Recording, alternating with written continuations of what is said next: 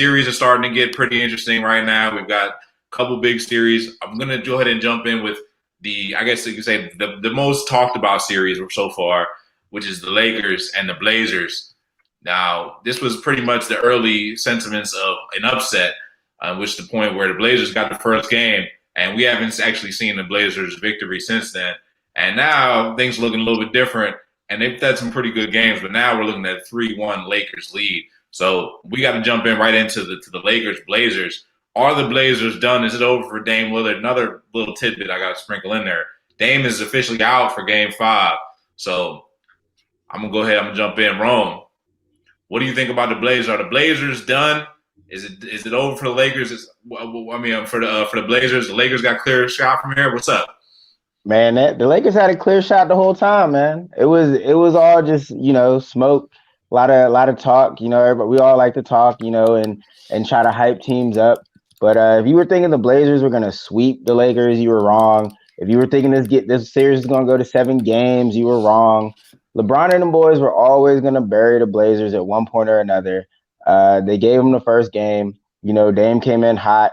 Dame was the man at the time, but all that was always going to go away. This is Bron's time, bro. And I know some people don't want to hear it, but this is Bron's time. And he's about to take over for the rest of the playoffs, in my opinion. That's what I'm calling. I think the Bron that we saw last night, we might not see that every single game, but we'll see more of that than what we saw in Game 1. Okay. We have you on the Bron hype train. T, from the other side of the coalition, man. Are you sold now on the Lakers? Are the Lakers done? Is it already advanced to the next round for the Lakers, or do the Blazers still have some fight left in them? I mean, without Dame, Blazers are done. Even if they get one more, man. I'm not gonna walk it back, but I said it was kind of AD's team. But at least in this series, the series is kind of gone how LeBron's gone. I mean, those first 2 games, Blazers got one, but LeBron kind of struggled shooting. Once LeBron turned it on, the Lakers turned it on. Caldwell Pope is shooting good. Danny Green is lighting it up. I mean, he's still the heart and soul of the team at this old age. I hate to call him old, but he's old for an NBA player. And I think they're really living and dying with LeBron. And for this series, it's working. So far, so good for the Lakers. Bryce, are you wrapping up this series for the Lakers? Is it donezo for the Blazers? Yeah, man. Now the Dame Lillard Game 1, his first couple games, it was cool. I love to see it, but I think we all knew from the jump this was the Lakers series, to win or to lose. And they decided to turn it on, mainly LeBron James. I mean, I don't know how y'all didn't expect it from Bron. This is what LeBron does. I mean, he has a switch. He has a switch that few players have. I think we talked about this a few episodes ago about how some players have that switch and they can turn it on and turn it off. And sometimes, you may see that and you feel like this guy's just coasting or this guy don't got it anymore. But like LeBron calls it, man, he went dark mode on him, and it was way too much for the Blazers to handle. Now, the question is, who will his second-round opponent be, and can he afford to sleep that early? Can he afford to sleep the first game or two and still win the series? Yet to be seen, but never doubt LeBron James. I think we should all learn that by now. Yeah, I mean, everybody was pretty quick to jump on the worry bandwagon. Everybody was worried about the Lakers. Everybody was ready to call the Blazers a legitimate threat. And I ain't gonna lie, I was pretty hyped up on the Blazers as well. The injury hurts. There's a couple games that could have went differently. But, I mean, you got to like what you've seen out of the Lakers last night, especially with the Mamba Day celebrations. They wasn't going to let the Mamba down. I've seen a couple memes out there with the Mamba hanging over top of the rim, looking like he was protecting them boys. Them boys couldn't get a bucket early on in that game, man. It's kind of wild. But all right, that's good to know. So everybody riding with the Lakers now. Is it too crazy to say, or am I wrong to say and ask this? After a rough, not a rough series, but if they go gentlemen sweep 4-1, are the Lakers now the team to beat in the West? Jump off. When weren't they the team to beat? When weren't they the team to beat, man? Are y'all talking about what was the team to beat? The Clippers, the number 2 seed? The team. What's their series looking like right now? I think we're gonna get in that in a minute. Come on, man. It was always the Lakers in the West, man. It always was. Bron is the king for a reason, man. Come on now. Okay. Why don't you hit I us with love it. some real news then? Who's taking it in the West if not the Lakers? It's the Clippers. It's Kawhi, man. Who won the championship last year? Kawhi. Real time, what's going on right now? A Luka Doncic hype train, and Kawhi's got it together. It's the Clippers. How can it not be the Clippers? How? Are they Bro, getting out the first round? it's Well, definitely not. they are leading the current game right now. For those watching live at home, they are up by 20 points on the Mavs without Kristaps Porzingis. But so you ready to say that the Clippers are the favorites still, considering that? I still think the Clippers are the favorites. I still think they're the toughest matchup for the Lakers. I still think LeBron is I don't think he has a switch. I'm not sure what Bryce means by a switch. I think he comes to the game and sometimes he's on, sometimes he's off. I don't really see them getting past the Clippers. That's just me. Man, let me explain to you what I mean by a switch. Since it's seeing Luka Doncic go off and then being like, "Hey, Luka, let me show you something, bro. Let me show you something, bro. Let me remind you about something, bro." It's about knowing the moment. You see, it's a term going around right now. It's called read the room. LeBron just read the room of the NBA. He looked around. He said, "Oh, y'all like Luka? Y'all like what Luka? Let me show y'all this. Let me show y'all what I'm gonna do. I'm just gonna do it for one half. I'm gonna play 28 minutes. The game gonna be out of reach by the time I sit down. We only need me for 28 tonight. Come on, man. It's a switch. It's levels. And Luka, he may one day be there, and I love the trajectory he's on. But when you talk about LeBron James, did y'all really think Dame Lillard's my man? Did y'all really think that was a threat? Really? Because I didn't. But you know who looks like a threat to the Clippers? Luka Doncic. So I think it might be worthy to jump into that. Yeah, well, I mean, we got to talk about Luka right now. I mean, Luka's pretty much the hottest thing in the league. I mean, everybody kind of wanted to put Zion in that throne to be the hottest thing in the league, but he ain't even been in the playoffs. Luka in here as a 7th seed making some legit noise, putting them crazy numbers, pretty much a threat to win a triple-double any night. I know a lot of teams out there punching themselves, punching the air, as some would say, about not being able to draft Luka Doncic. If they would only have been watching and paying attention to the stuff that I've been telling y'all, I had Luka Doncic ranked number 1 in my class with that year, and everybody was sleeping. I was hoping my team would get smart enough to trade up. Hey, but the Dallas Mavericks got him, and now they right here, the 7th seed. Is it safe to say that Luka's proven the doubters wrong? And are the Clips in trouble, man? Like, honestly, who knows what's going to happen in this game? Luka could go crazy on him, but are the Clips in trouble? Are the Clips going to make it out of the first round? Is that a foregone conclusion? But I know T already said that he likes the Clips still to be the favorites in the West. But Bryce, Clips, are they in trouble? Foregone conclusion for them to make it out? Definitely not, man. Like they're in a battle right now, and they're not in no battle where they just winning easily. You know what I'm saying? They're in a real fight right now. Like I could see this going 7. Could I see them finishing in 6? Yes, I definitely could. But I could see this going 7 right now. Like this is a series. We have a series, folks, because we have a guy that can become the best player on the floor at any given moment, and that's Luka Doncic. I'm not saying he's a better player than Kawhi Leonard. I would never say that. I'm leaning towards him being a better player than Paul George, but I still won't go there yet.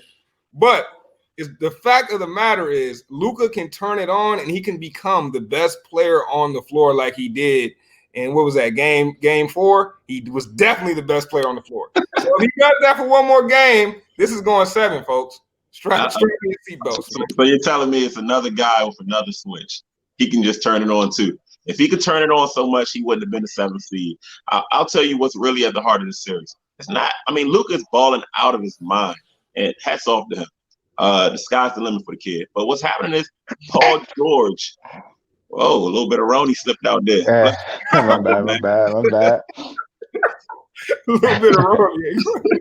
But what's happening is Paul George is playing what was prior to tonight, playing some of the worst basketball of his life. I mean, it was so bad that he turned off his social media comments. It's bad when you gotta kill the outside noise. So as much as I want to big up Luka, this really comes down to the guy that finished 3rd in the MVP voting last year. Paul George just not stepping his game up and matching that potential that he has.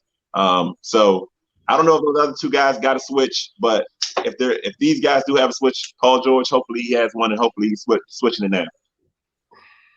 Yeah, man. I don't know. I don't know about a switch, but I do think this series is going to go 7, and I'll take it a step further, man. I think Luka gets him. And if it goes 7, man, if the Clippers don't end it in 6, if there is a game 7, I'm taking Dallas. The Clips got to end it in 6. If you let a guy like Luka hang around, he's going to steal the show. That's what he's been doing the whole time they've been in the bubble. Really, is stealing the show. I mean, I know a lot of teams are definitely punching the air, like Nick said, as far as passing up on him. I actually had a question for you fellas though. Is part of the reason that you think Luka got slept on, does it have to do with him being a white dude? Do you think people potentially slept on him because of that, or is it the foreign aspect? Like, what is it? Because when I watch Luka, it's kind of mind boggling that people passed up on him because dude can straight ball. And I think somebody made some comments towards him the other day, and then there was a little apology. So does race play any factor into this, or did the GMs just drop the ball? Are we trying to say that Luka get the black quarterback treatment in the NBA? I don't know, man. I think Darko Milicic and Jan Vesely and name that Euro that failed with the #1 pick. Man, I think years of that has scarred NBA GMs. I don't know, man. Yeah, I would say it's not about more so him being white, doing what he doing and coming from where he came from, like you're overseas. In this draft and the way things are, you're going to go with it. You want the unknown, but you want some common. You want to know what you're dealing with. So when you're judging a guy like Luka Doncic and he's going against pros, he's only averaging like maybe 8, 9, 10 points a game, but he's going against pros. It's harder to evaluate, and like the unknown element is always hard because you got those Darko Milicics and the Jan Beasleys and the amount of guys that were top picks that didn't end up amounting to anything. So you got way more of those than you got Luka Doncic. So it's plenty of, reason to be speculative about like what can really be done. Because when you're watching the tape that you're watching, you have to watch it with a grain of salt. But you also got to just realize and just kind of take what you can from it and try to see what type of parallels that you can see from the game.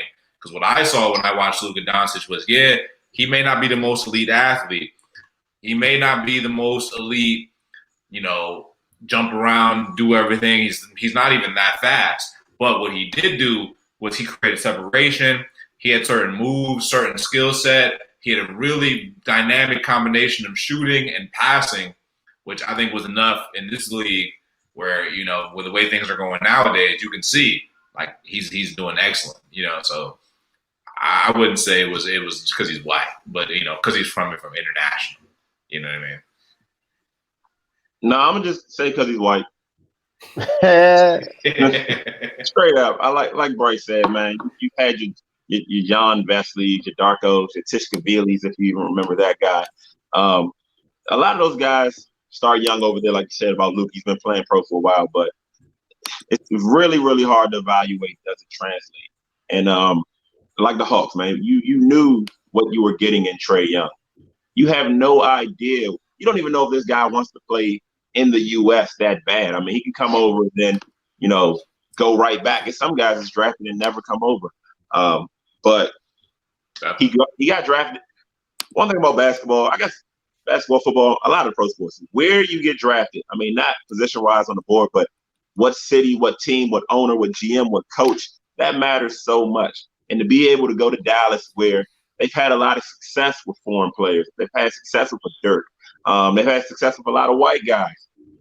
It was a good landing spot for him where the pressure wasn't too crazy and he was allowed to really develop and play his game as opposed to going to a team that already has a superstar where he has to kind of try to work his game in and be a role player and try to make it work. So I think it was just, perfect situation for him. Yeah, that's an excellent point, T. That's an excellent point. Yeah, I mean, you figured Dirk was coming in. Dirk was pretty much on his last leg when they brought in Luka. It wasn't even like he had to share the stardom. Dirk was pretty much on his way out. He was on his victory lap at that point, and he was like, "Hey, all right, Luka, hey, you're that guy." And they already had the international fan base. It was kind of ready made for him, but definitely interesting to watch Luka right now. Probably you could say he's elevating himself, and I think another added point I want to add to this whole situation, and I'm gonna throw it back to y'all one last time, but one thing I'm thinking about with this whole bubble situation is this. Like you say, yeah, this guy Luka and the Mavs were a 7th seed, but typically, we're talking about an NBA offseason. Typically, NBA offseason wasn't NBA offseason, more or less like 3-4 months, right? Like that's kind of like what these players have had during this pandemic with this layover period. With this extra layover period, I have to wonder how much is that extra layover period almost like the progression of a whole nother season. Because I think Luka coming in now, yeah, they're the 7th seed, but like how much has that extra 3 months of preparation allowed him to grow his basketball IQ, become a better player? And in some ways, we're like seeing a preview of next season's Luka Doncic because like this dude is ascending and only getting better. So I'm wondering what y'all think about that extra time period because we've seen guys take major leaps in the 3 or 4 months since the season.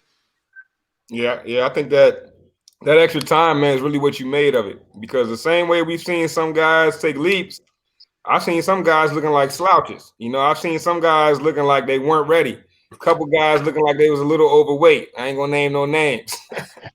But I think it's what you make of it. And I think when you have that moment, you're gonna see who capitalized. I think we can point to a guy like TJ Warren as one we know was taking advantage of those 3 months because he came out hot, on fire. I think about some of those young guys from the Blazers, like a Gary Trent. As soon as the league opened back up, he's leading the league in 3-point percentage. These are guys that took it seriously. Then you probably have some other guys that took it as a little vacay. And I can't blame them, young boys with a lot of money. But I'm just saying you could tell whose mind was on the game the entire time, for sure. Yeah.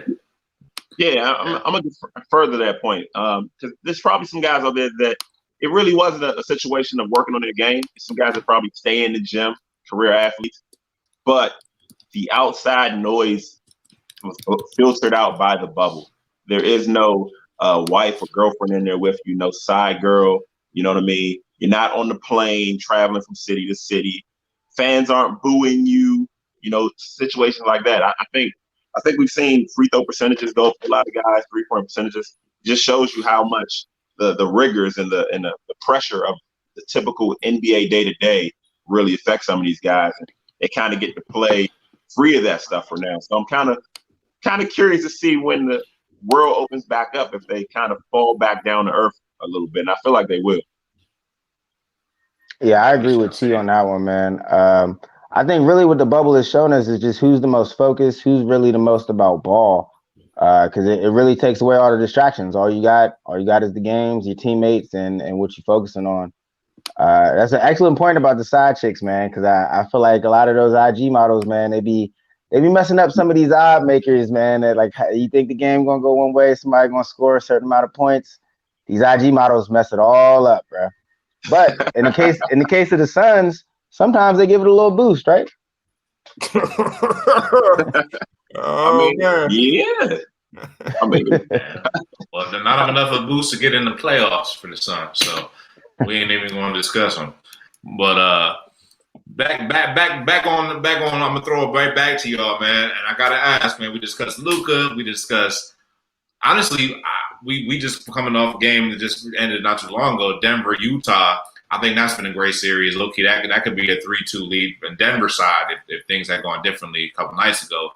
Thunder, Rockets.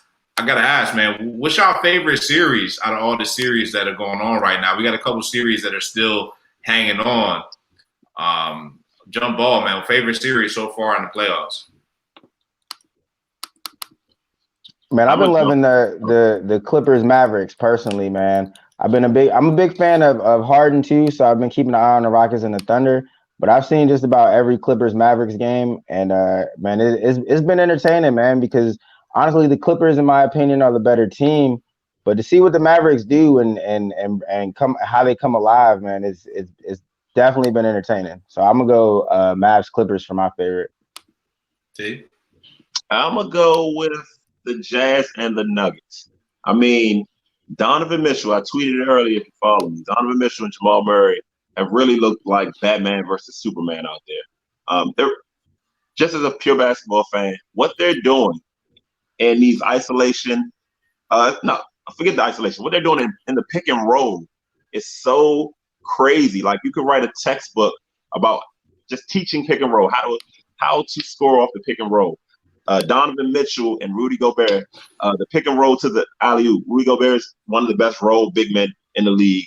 Jokic and Jamal Murray just seem to have some sort of mojo going. They just know where each other is at, like on the court at all times. Jokic is one of the best passing big men, but what they're doing in the fourth quarter, I think Skip tweeted it, like that's what should be considered Dame time. That's what should be considered LeBron time. Like what these guys are doing in the clutch is what you and your friends do on 2K. You take your favorite player and you get a bucket. No matter how you do it, free throw line, 3-point line, whatever the case may be. It's fun to watch. And this is a series that I would watch again, you know what I'm saying, if it was on ESPN Films or something like that, ESPN Classic, one of them channels or something. Right. It's got that kind of a feel for a series. I've enjoyed it a lot. What I took from the series is definitely Jamal Murray, Mitchell back and forth. So but it's really a shame because that game, the last game, Murray pretty much put them on their back, and Mitchell, and the Jazz came out with the dub. Now they down 3-2. It's going to be a tough road for Denver. Bryce, last but not least, what's your favorite series so far? Man, I'm gonna go with the series that nobody's giving no love to this whole segment, man. And that's the Rockets versus the Thunder. I don't think anybody expected the Thunder to be in the position they are right now, 2-2 against the Rockets. But shout out to Chris Paul, man. That man is a legend. He doesn't always get mentioned in the same breath as LeBron and Dwayne Wade during that reign, that era. But he was damn sure just as good of a same caliber, same tier. He was a tier one the entire time they were tier one throughout their career. And I think he got slept on. But longevity, it holds a very high spot when it comes to hindsight. So when we look back and we see how long Chris Paul's reign was, everybody will give him that respect as one of the best players of all time. I mean, another thing that's been interesting about this series is you've got three guys who are primarily point guards who are just going off, and Chris Paul, Dennis Schroeder, and Shai Gilgeous-Alexander. Usually don't see three small guys that have similar games all going off at the same time. But hey, that's just credit to the coaching staff and OKC, man. Sam Presti always manages to put together a competitive roster. And when they've done it once again, don't get me wrong, I think the Rockets probably come out on top in that series. I think James Harden might be a little too much to overcome. But damn, man, the Thunder, man, you just can never count them out. You can't count them out no matter how grim it looks. I think before the season, they were saying they had like a 0.6% chance to make the playoffs. So shout out to whoever made those numbers, man. Nah, you right, man. OT. I mean, one thing. I mean, there's no Westbrook. Mm-hmm. So I don't really want to give him a ton of credit. I mean, I like what you're saying because all of it's true, to be honest with you. But at the same time, Westbrook makes that an entirely different series. The pressure just isn't on Harden to score. So, the return of Westbrook could swing things. Yeah, I was gonna pick that one as well, but with no Westbrook, it kind of tainted it a little bit for me because I think that would have made a significant difference. I think that's a a gentleman's sweep. I think that's the gentleman's sweep, man. If Westbrook's out there, I think that's 4-1. I don't think so. I think even with Westbrook, man, I think this series goes the same way with or without Russell Westbrook. I think either way the Rockets come out on top. But man, the way the Thunder are balling right now, the chemistry they're playing with, the way Chris Paul is leading them, this is no different from what they did the entire regular season. So it's not like this to me is a shock because I'm seeing the same Thunder team that I saw throughout the regular season that people counted against and counted completely out to the point of saying they had less than a 1% chance to make the playoffs. So I feel y'all. Don't get me wrong. Russell coming back, definitely going to be a huge boost for the Rockets. Don't be surprised that man comes back and this series still goes down to the wire. Yeah, I don't know about all that though, because like the game I seen today, like the Rockets misplayed that hand. They were shooting some of the best shooting I had seen for 2 quarters, and some of the worst shooting I had seen for the other 2. But if they had just adjusted that game plan, they could have walked away with a dub. It would have been a gentleman's sweep without them. So I think Russell Westbrook is definitely a big factor. But ultimately, like you always say, and it's a perfect segment, but your number one availability is your number one ability, or vice versa. So like